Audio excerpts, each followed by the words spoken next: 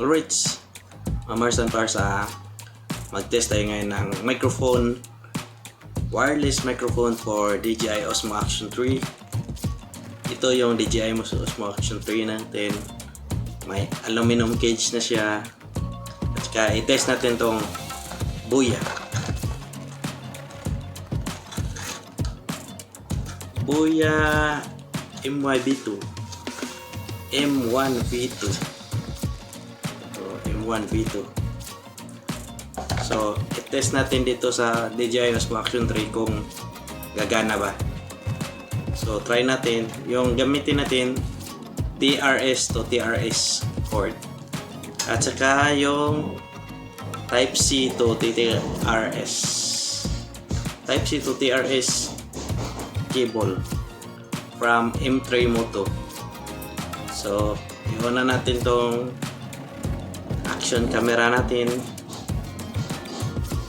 Itong DJI. Ito naka-on na. And dito sa left side, ito yung Type-C nya. Type-C female jack. So, dito natin ilagay itong Type-C na cable from M3 Moto. At saka itong TRS to TRS ang gagamitin natin patungo sa receiver ng Boya. Ito yung receiver ng Boya.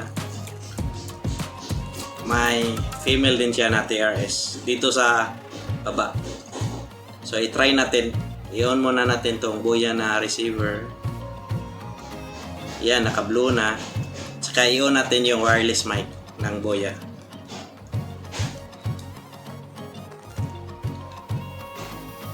Ito, pag naka-green na siya, hindi na blue, means paired na tong itong wireless na mic. So, i-try natin tong Boya receiver sa ating DJI Osmo Action 3.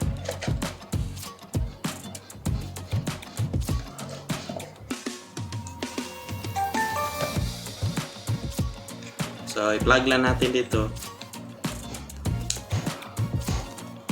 I-try natin kung may mic ba. Ito, may mic ka. Ito.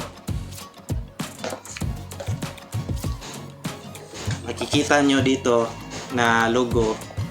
Medyo blurry. Ito.